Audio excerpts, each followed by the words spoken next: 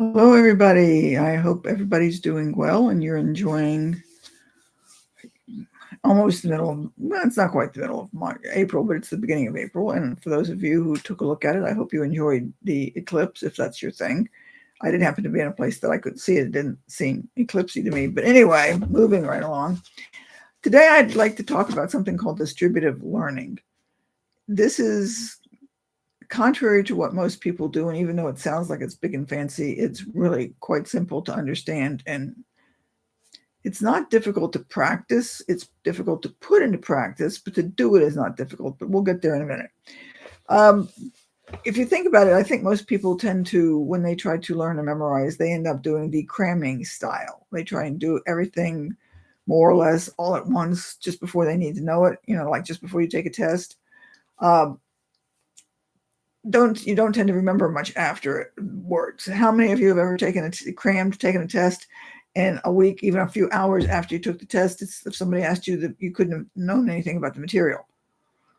For those of you who remember being in public school, or those of you who have public school children, and you can see this quite readily, children will take the exams at the end of the school year. If they go through the typical American school of, fall and then let out someplace around May or June or whatever, depending on the dates. And they may even get good grades on the exams, and they may get good grades on the report cards. But come the beginning of fall, and the teachers ask them essentially, what do you remember? Most of them will remember pretty much nothing. Public school teachers, this is very well known because they have to take the first few weeks of the new fall term to essentially reteach what students have forgotten over the summer. I'm sure some of you have heard or seen this before. To a great degree, where this is coming from is because, again, most people try and study like just right before the test. Distributive learning is something that's more inclined to keep you going. In fact, to a great degree, this is the way we all learn most of what we know anyway. Because the idea of distributive learning is literally to learn a little bit over the course of time, not to do it all in one big fat study session. So if you remember anything you learned, or if you notice children, or you've just watched children, you don't have children, but you've just noticed it, it's going to take them a while before they figure out anything. It's going to take them a while before they learn the alphabet, before they learn their numbers. It takes them a while, but they learn it a little bit over the course of time. And then because they learn it over the course of time, they tend to remember it longer than when they try and learn something all at once. And that's essentially the concept of distributive learning. So as I said, it's not difficult to do. The difficulty comes in is trying to space it out and actually put it into practice, because most people don't want to study a little bit here and then study a little bit next week and then study a little bit next week.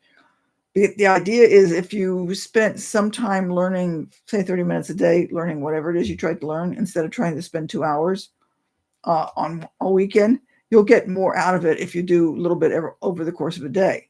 Besides which, many of people I know, and I've never done actual statistics on this, but I know that I've actually classed a lot this, when they come to the weekend and they're studying or doing something, and they wait for the weekend to do it, and they say, oh, I've got all Saturday afternoon, I'll take care of it then.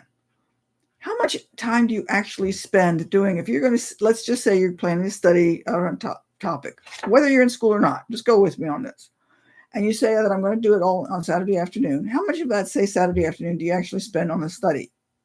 And I think most of you would recognize that the answer is probably going to be very, very minimal. If I said I was going to do it for 3 hours, the odds that I actually spent an hour to an hour and a half honest to goodness study would be on the outside extreme good. Most people don't even do that much because they get interrupted. They find it difficult to sit still and concentrate for 3 hours, whatever. And so even though they may sit at a place and say, I'm studying, most of what they're actually doing that's good, that's going to get into their head, is probably minimal. Okay? The problem with that is, even if you were conscious of doing it on a Saturday afternoon, then you don't do anything until next Saturday. And at that point, you're trying to do something probably new for everything you've learned in the last week. The idea here is if you could take a little bit over the course of, say, like a little bit on Monday, a little bit on Wednesday, a little bit on Friday, or Tuesday, Thursday, Saturday, whatever your days, or Tuesday, Wednesday, Saturday, or something, and you got it and reviewed it, you'd probably be more likely to keep it over the course of time, assuming, of course, that you paid it, because there are a couple of assumptions in here. You could go read it and look at it, and it doesn't go in your head because your concentration is someplace else.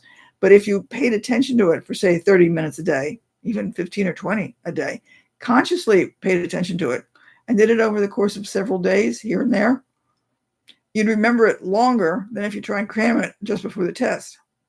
Excuse me. Does that make sense? Now, there's another law called Jost's law. I guess I never heard it pronounced Jost, which I'm going to read this one because it's a little awkward. It's from 1897, but the way it's written is sort of like difficult to remember, and I sure am not going to bother paying attention to it because it's easier to read. Let's see, where is it? If two associations are of equal strength, but of different age, a new repetition has a greater value than the older one. As I said, seems a little weird. What it means is if you've got two associations that are equally memorable, so to speak, what it's going to be easier is if you have that information. Let's say you learn something on Monday, and then you want to study again like 30 minutes later. If you study and do it like on Wednesday and make it newer and add that new stuff onto this one that you've already got over here, you'll make it stronger. Because what you're doing is reinforcing with those, you've got this over here that you've established. And so when you add to it later, you're in a sense putting more effort into it, and you're building something around it that's keeping this. It's making it stronger. It's, in a sense, I guess you could say it's growing more roots, as opposed to just putting it here and not doing anything with it. And then it sort of like fades away after a week or two if you don't do anything with it again. It's still there someplace, and if you've got the right association with it, you can still pull it out. But it's going to be easier to pull it out if you give it something periodically after you've gotten it into your head in the first place. Now, does that make sense, or did I confuse people? So the idea, let's think in terms of learning a language. I think most people are going to recognize that you can't learn a language in just like one weekend. It's just not going to happen. But if you work at it over the course of time, a little bit here and a little bit there, if you think about it, this is the way children, all of us learn our language. We didn't just, one day start talking. Well, we may have started talking, but we didn't start talking. But to get everything together with the nouns and the verbs and the adjectives and get the sense of the verbs and everything correct, we didn't do that right immediately. We started a little bit. We had a few words, mama, dada, no, whatever, those words you learned. There we go. And then you added to it over the course of time. And as you grew and you started to use it and you got more words in, your learning of the language ended up being fairly good. This is, in a sense, the ideal way to learn a language. So, but most of us aren't able to grow up in 2 or 3 or 4 or 5 languages. But if you were trying to learn another one, say you're going to get a job and you're going to be sent someplace else, or you want to go on a trip or whatever, and you want to learn something in that language, learning a few things every day and trying to connect it together is going to be better for you to do it over the course of time than it is if you're going to try and spend the first 2 weeks or the last 2 weeks, I guess, of your time before you make the trip to go over and learn the language, because it's just going to be too much information for you to make sense of. Does that make sense? I hope. Could be. But again, think in terms of it like language or math. You didn't learn all of your math all at once. You had to build on it. They taught you, say, addition. And then once you got addition down, they added a little bit to it, and then they subtraction. So it's not like they just gave you everything, at least I hope not, everything all at once and said, here, go learn it. You had to add those things slowly but surely and build on what you already knew, because it's the building on what you already know that's the beneficial part to your learning. Okay? So distributive learning, you're taking something and you're distributing it out over time and adding to that basic core learning that you've got over here. So you're putting things on, and I guess for some reason I'm thinking the analogy of adding dirt to a seed. I'm not sure why I'm thinking that, but that's the analogy I'm thinking of in my head at this moment. So you've got the seed and you're putting dirt on it, and you're putting, essentially taking care of it over the course of time, and it will grow. If you just put it in the dirt and don't do anything, don't give it water, or don't fertilize it or anything, it may grow, but it's going to die and nothing's going to happen because essentially it's not being taken care of. So take it slowly over the course of time. It's easier for you. And in a sense, when you're saying, well, I don't have the time to do this, in a sense, sort of kind of, that actually works out well if you plan it, so to speak. So let's just say you don't have a lot of time, but you can take out 15 minutes or 30 minutes here and there every other day or something like that. So let's say you can do something on Monday, and then you don't get to do anything until Thursday. If you kind of review what you learned on Monday and added to that, and then maybe another couple of days later. So in a sense, if you use it well and work at it and have somewhat of a plan going into this, trying to grab those spare 30 minutes is going to be easier for you than when you try and learn everything all at one lump sum on one evening or through one weekend. So try it sometime, see what happens. So if any of you have memories of this or have ever tried it, try it and let me know what you think about it. But I think over the course of time, if you just try it for the next 2 weeks, it's probably not going to work well.